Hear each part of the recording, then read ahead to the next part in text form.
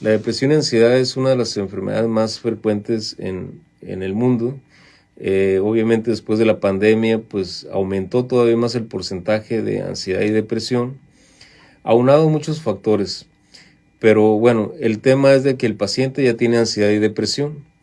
Y a veces, pues lo primero que hacemos es pues llevarlo al psicólogo, al paciente o al psiquiatra.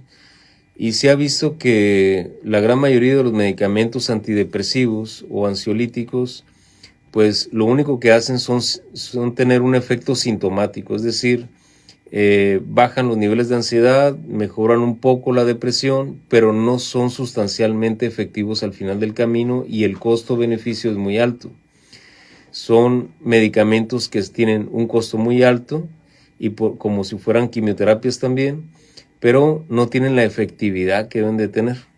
Entonces, de hecho, en el año pasado hubo una revisión de muchos de los artículos respecto a los tratamientos antidepresivos y se vio que realmente ninguno de los estudios que se habían hecho para poder llevar a cabo el lanzamiento de algún medicamento cumplía con los requisitos mínimos necesarios que proporcionaran esa efectividad real al paciente.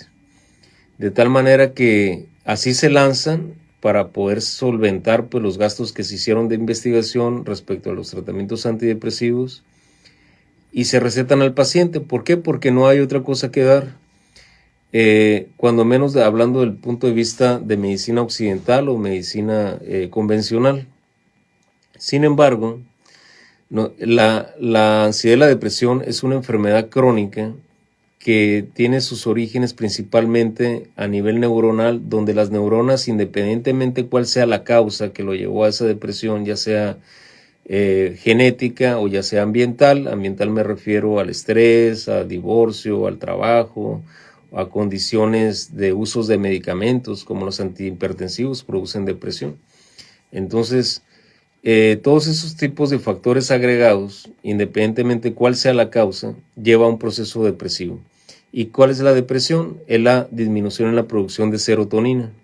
La serotonina es un neurotransmisor que a nivel del sistema límbico, que son otras neuronas, van a recibir esa serotonina y van a reaccionar de una manera en la cual nosotros nos manifestamos con un estado de ánimo adecuado y nos va a generar cierta felicidad o vamos a ver las cosas de una manera más adecuada o más positiva.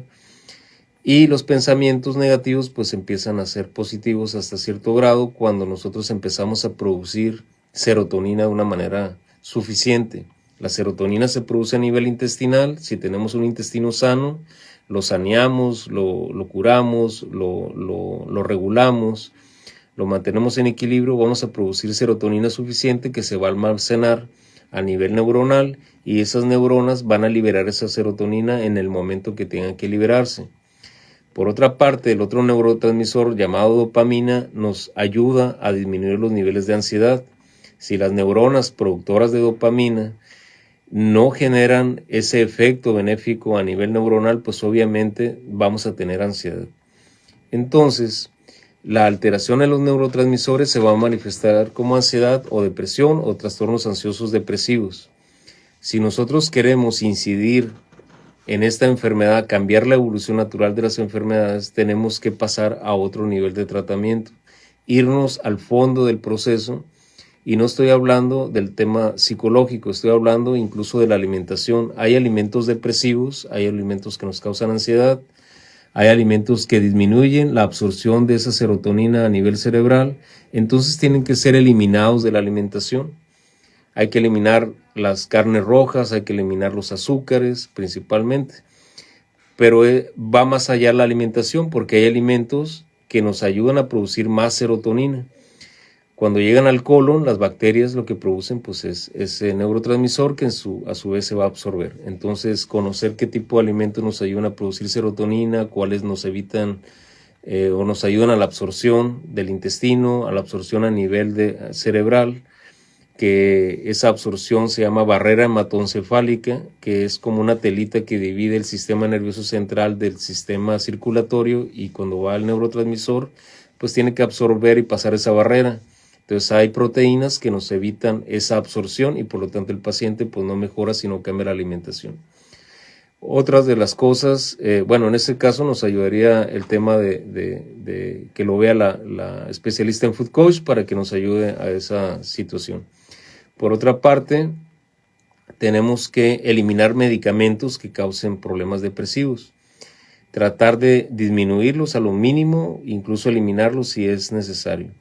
Hay fitoterapia que nos ayuda a regular también nuestro sistema nervioso, a que el paciente funcione de una mejor manera.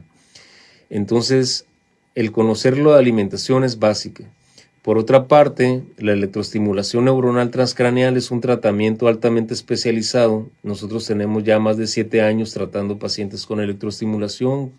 Somos los primeros que iniciamos este tipo de terapias en Ensenada y tenemos mucha satisfacción al respecto porque tenemos pacientes que hemos cambiado la evolución crónica de un paciente ansioso depresivo, lo hacemos funcionales y obviamente pues el paciente se traduce en una mayor productividad, en un estado familiar más adecuado y obviamente son pacientes que ya salieron del tema depresivo o de ansiedad. Ese tratamiento pues obviamente consta de varias sesiones en las cuales nosotros generamos un campo electromagnético a nivel de las neuronas y podemos hacer que el paciente recupere su actividad neurológica y por otra parte se produzcan los niveles de serotonina o se liberen más bien los niveles de serotonina y dopamina de una mejor manera. Por otra parte, en el caso de la ansiedad, hacemos que las neuronas que están muy activas y que están generándonos la ansiedad pues bajemos esa actividad para que el paciente empiece a producir buenos niveles de dopamina y a su misma vez pues baje los niveles de ansiedad. Pero también este tratamiento lo podemos utilizar en pacientes con Asperger o con autismo o con TDAH o pacientes que tienen enfermedades neurológicas degenerativas como son Parkinson o demencia, incluso en algunos pacientes que puedan tener alguna secuela secundaria a una enfermedad vascular cerebral, como son los infartos cerebrales o las llamadas embolias, pues podemos potencializar la acción de ciertas zonas cerebrales que ayuden a que el paciente disminuya o mejore su proceso de rehabilitación, tanto a nivel motriz, del habla, de la deglución. Entonces, el tratamiento tiene muchas aplicaciones.